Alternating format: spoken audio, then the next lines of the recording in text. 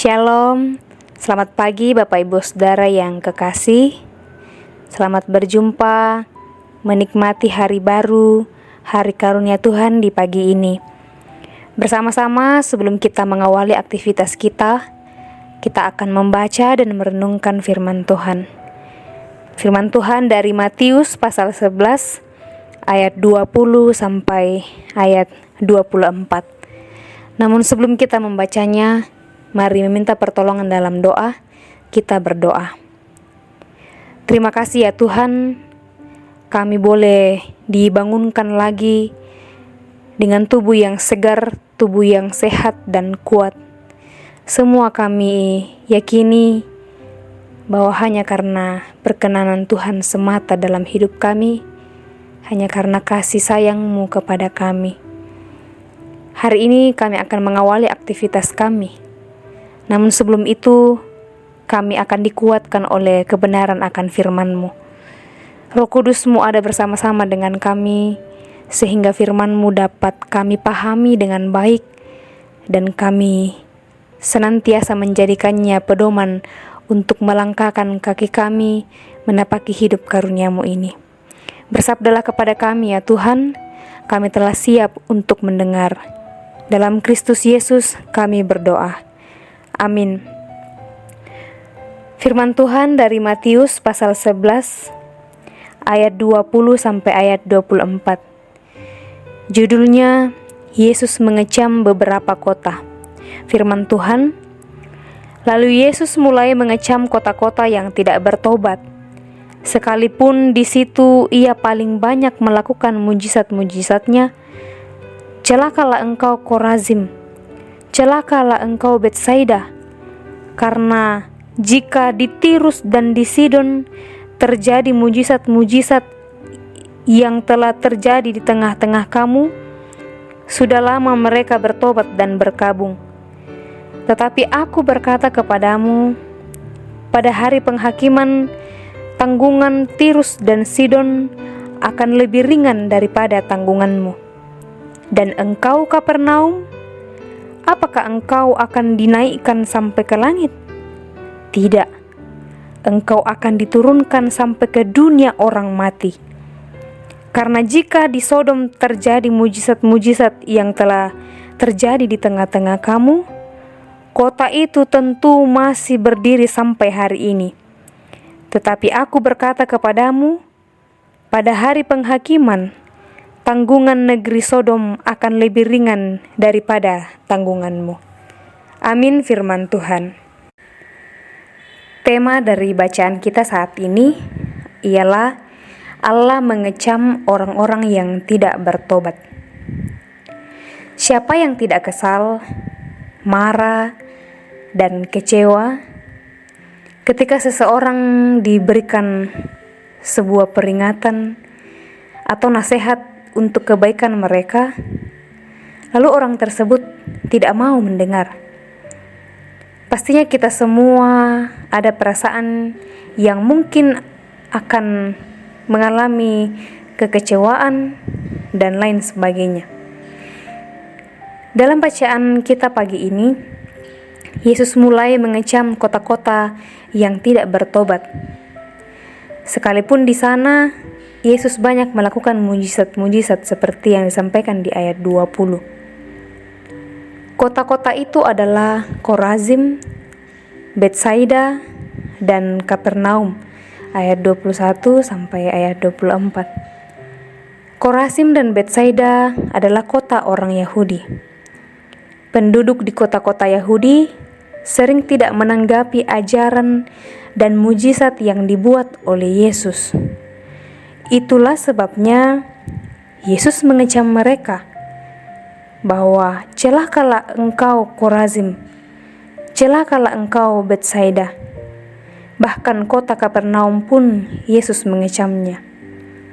Celaka yang dimaksudkan oleh Yesus di sini bukan celaka biasa, melainkan berkaitan dengan hari penghakiman.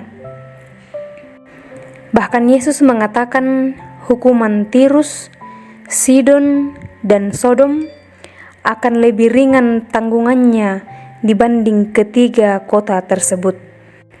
Karena Tirus, Sidon, dan Sodom bersedia untuk mau bertobat dan mau berbalik kepada Allah dibanding kota yang dikecam oleh Yesus itu. Hal itu dikatakan oleh Yesus karena orang-orang yang ada di kota-kota Yahudi menolak untuk bertobat. Mereka tidak mau menyaksikan perbuatan Allah melalui Yesus Kristus. Bahkan mereka mengeraskan hati mereka. Sampai-sampai kekerasan hati mereka jauh melebihi kekerasan hati orang-orang Sodom, orang Tirus, dan orang Sidon.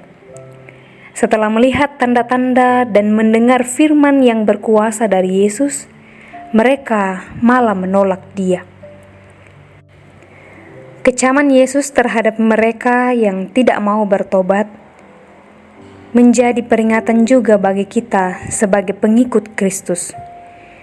Kecaman Yesus atas Korazim, atas Betsaida, dan atas Kapernaum seharusnya menjadi pelajaran bagi kita sekarang ini, bahwa Allah tidak segan-segan memberikan peringatan, bahkan menghukum setiap orang yang tidak mau bertobat. Dalam bacaan ini, para penduduk di Korazim dan Betsaida bersukacita atas mujizat yang dilakukan Yesus, tapi mereka tidak mau bertobat dan menyangkal dirinya. Sedangkan Sodom adalah penduduk yang tidak baik moralnya, namun mereka bersedia untuk bertobat dan menyangkal diri. Sekali lagi, ini menekankan betapa pentingnya sebuah pertobatan. Dengan pertobatan, maka kita orang berdosa akan kembali kepada Allah, berbalik kepada Allah, setelah Roh Kudus yang diam dalam kita meyakinkan kita akan dosa. Lalu kemudian itu akan membawa sebuah perubahan, baik itu dalam pikiran, dalam keinginan, dalam sikap, dan dalam seluruh kehidupan orang berdosa itu sebagai akibat dari pekerjaan iman yang menyelamatkan melalui penebusan oleh Yesus Kristus. Sesungguhnya Allah menghendaki pertobatan yang menyeluruh dalam hidup umat-Nya, di dalam hidup kita. Karena itu, Bapak Ibu Saudara, hiduplah dalam perkenanan Allah dan jangan pernah mengeraskan hati, dan lakukanlah apa yang Allah kehendaki di dalam kehidupan kita. Mohon hikmat kepadanya agar kita terus dibimbing, kita terus dituntun dalam menapaki kehidupan yang Tuhan anugerahkan kepada kita ini, juga untuk tetap taat, tetap setia kepadanya. Amin firman Tuhan. Mari kita berdoa. Terima kasih Tuhan, kami boleh diperdengarkan oleh firman-Mu saat ini. Firman-Mu yang terus mengingatkan kami, mengajarkan kami untuk hidup berkenan di hadapan-Mu. Dalam berbagai kelemahan, dalam berbagai keterbatasan kami mohon hikmat-Mu ya Tuhan, untuk terus membimbing kami, memimpin, memelihara kami dalam menjalani kehidupan yang Tuhan anugerahkan kepada kami, agar kami selalu setia, selalu taat untuk mempertanggungjawabkan setiap hal yang Tuhan perkenankan bagi kami. Kiranya oleh keteguhan iman, kami terus hidup dalam pertobatan dan senantiasa dibaharui. Kami berdoa buat seluruh umat-Mu dalam berbagai keberadaan masing-masing, baik sebagai pemerintah, sebagai pemimpin, sebagai pekerja, dimanapun Tuhan tempatkan, baik di kantor, di sekolah,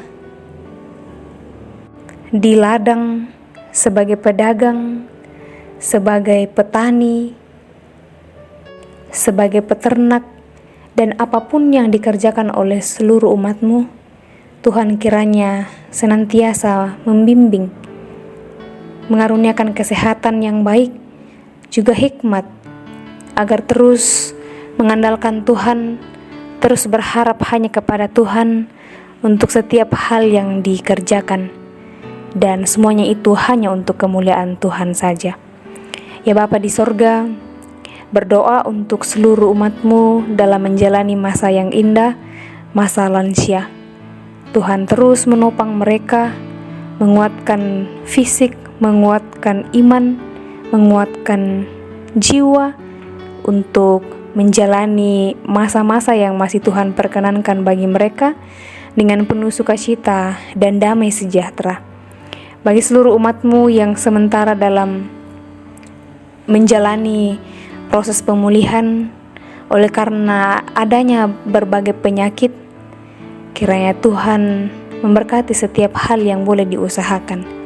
Kami percaya semua itu akan menjadi kesembuhan bagi mereka. Hari ini kami akan memulai aktivitas kami lagi. Tuhan selalu ada bersama dengan kami, menolong kami agar tetap taat, agar tetap hidup berkenan bagi Tuhan. Terima kasih ya Tuhan, kami mohon ampun untuk segala hal yang tidak berkenan bagi-Mu. Ini kami yang datang kepadamu, kami menyerahkan seluruh kehidupan kami hanya kepadamu saja ya Bapa. Di dalam Yesus Kristus, itulah Tuhan dan Juru Selamat kehidupan kami. Amin. Demikianlah perenungan kita pagi ini. Selamat menikmati karunia Tuhan, selamat beraktivitas. Tuhan memberkati.